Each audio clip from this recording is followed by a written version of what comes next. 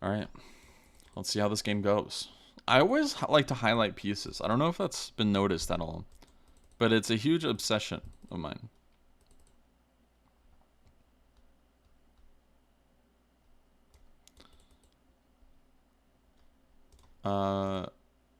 And it's just an addiction that I'll never ever.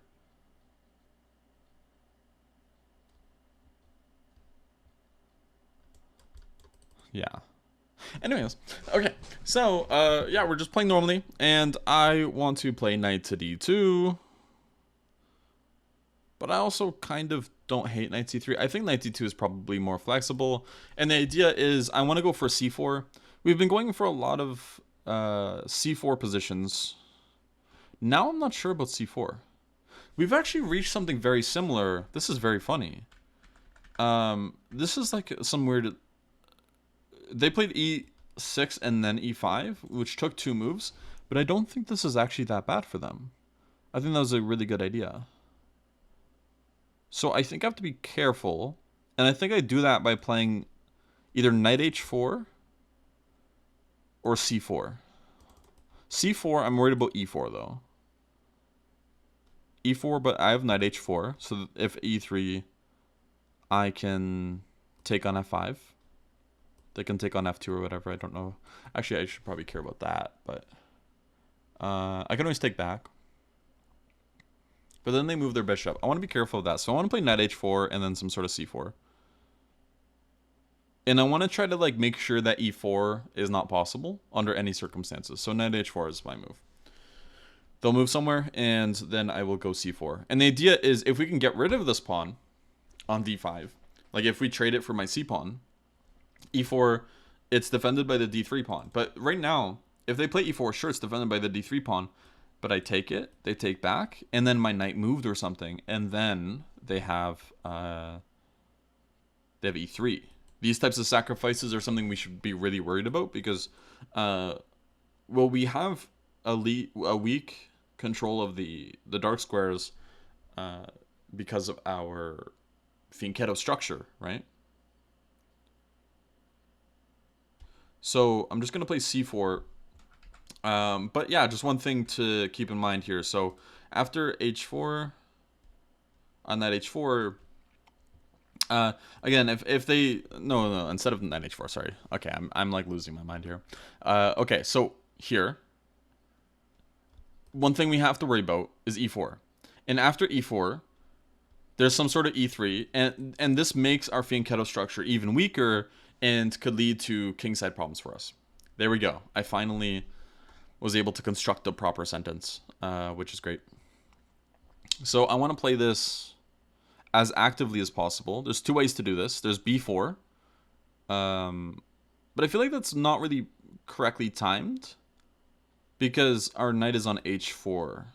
If our knight was on f3, b4 would be more interesting because if they take with the knight, then I have knight takes e5, and if they took with the bishop, then I can play probably knight takes e5 anyways. Or after knight takes e5, there's queen a4, followed by bishop takes f3. So I'm actually just going to maybe move back, which is kind of a funny looking move.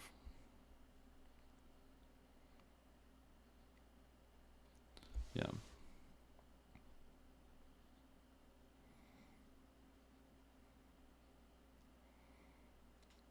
But I do have the idea of b4 here. So I could have also played a3 before. I wanted to play this a little bit more interesting, you know? A little bit more interesting. All right, so this kind of helps me. Do I take on e5 immediately? If they take on d2, I take on c6.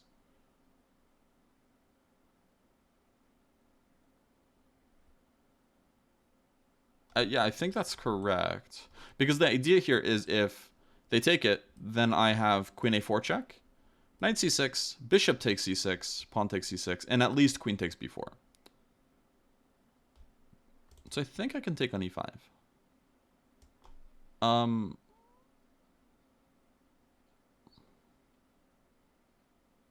So let's do that. But one thing to point out is we are playing against lower rated opponents in the series. We are playing against people between 600 and 2000 and going up the rankings. But we need to be aware that they do get their rating back. Okay, that is very important. This isn't just stealing people's rating, because that would not be nice. So this is just like Daniel Naroditsky. He does it. Hikaru does it. This is for educational purposes, and it's good. Thumbs up. All right, so queen takes b4. Now we're preventing them from castling. We are also up a pawn. And the only way I can see them getting castled is by playing some sort of queen trade or another move that I shall not discuss, just in case if it is played. Okay, I'll just discuss it. Knight d7. I'm not sure if my opponent is listening. They did offer to chat in the game. So let's accept the chat. Oh, that's a funny comment. I gotta screen cap that. That's really funny. When it's almost 2 a.m. and you just wanted to play a chill game of chess, but the MF has Speedrun in his name. So, I'm sorry, dude. I feel bad. Okay. So they're going for some sort of kingside play here with h4. And I think the way we're going to play against this is either h4. Yeah, let's play h4. We have to be a little concerned about one specific potential weakness for us, and that is the kingside weakness. We have no light squared bishop anymore. And this is a tactic you see in the Benoni of this knight takes e5, queen a4 stuff. But we do give up the light squared bishop. And doing that, you have to get some sort of huge concession from your opponent. And here we did, right? First off, the only weakness right now is our kingside. So if we trade off queens, then I think we're okay.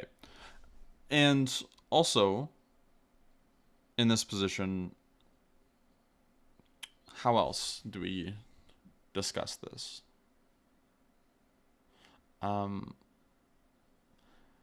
They can't castle, and also it's hard to come up with reasonable moves for them right now, like g5 or anything. It's just not quite working out from my view. So I'm just gonna play knight f3. I'm kind of like in a very inarticulate spot right now tonight. It's a little bit late. It is 2 a.m. So they're in the same time zone as me. And yeah, just been tripping on my words tonight. Okay, so we do have the opportunity to win an exchange here. I might want to throw in this bishop g5 move first, just to see where their queen goes. And then I want to take on h6. I think that's something reasonable to do here, actually. Let's throw in bishop g5. And there was a question, what's my actual rating? My rating is about 2,000 national rating, and I'm like 21 to 2,200 online, whether it's rapid or classical or anything of those sorts. Should I take it? I think we should take the exchange. Generally, I want to opt for material if we can get it. How do we improve this position now? I like this move, queen c5. This is very disruptive. Queen c5 is just like, our queen on a3 did its job of preventing them from castling, and now it doesn't need to be on this diagonal as much anymore, because they moved their rook. So playing this move, queen c5, it does a few things. It looks more towards the king side, because, well, we have light square weaknesses. We should be cognizant of that and worry about that. But we also make threats of our own. Right now, c6 is being threatened, d4 is being threatened, and h5 is being threatened, all in one move.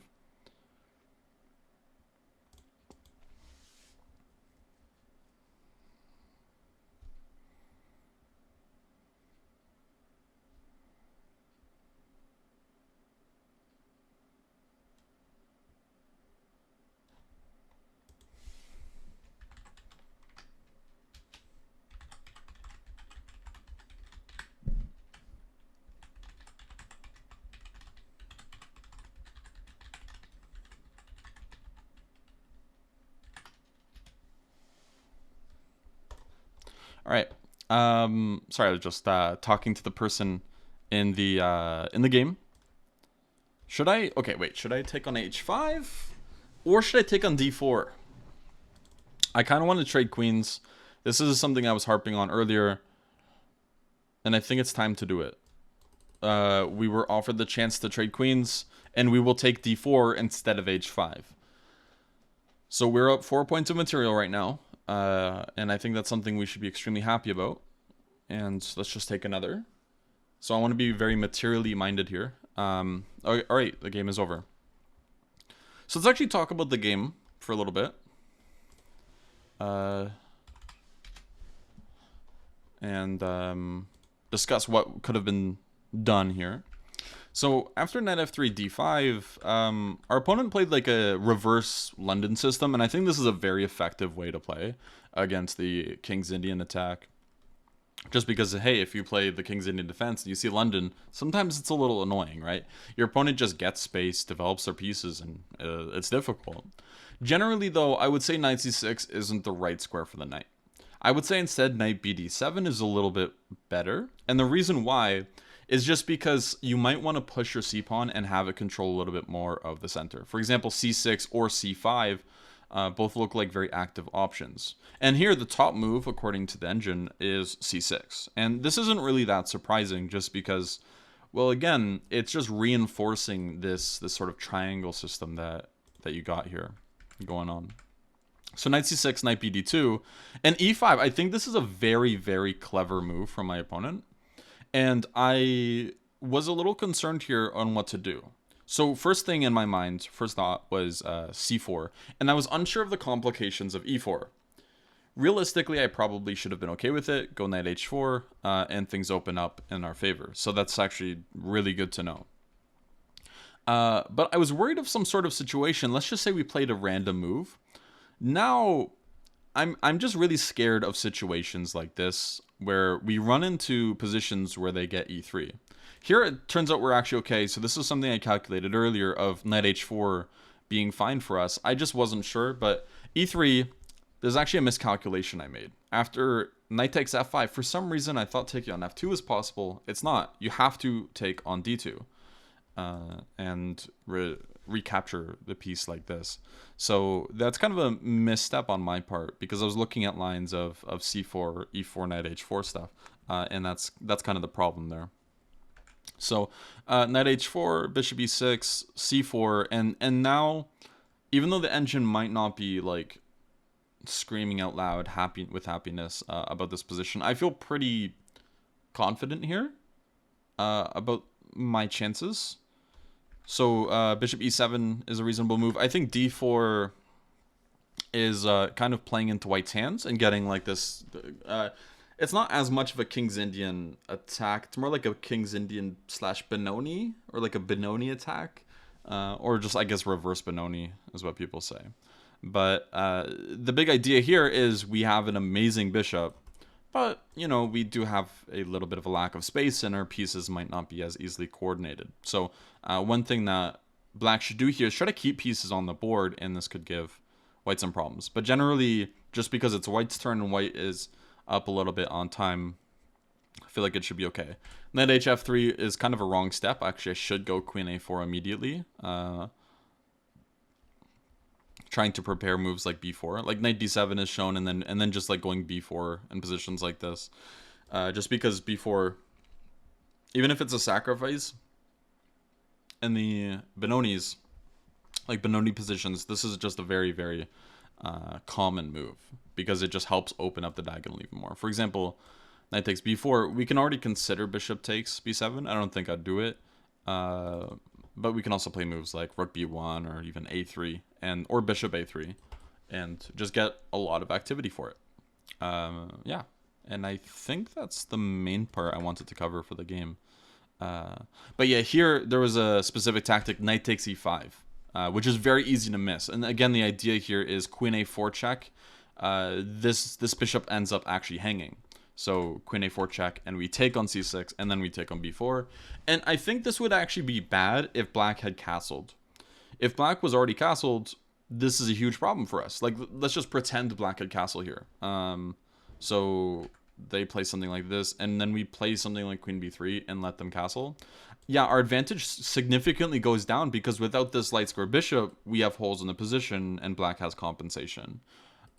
And the advantage wouldn't be as big as something like queen 2, a3. And I think that is the most important thing to cover in the game. So we're good.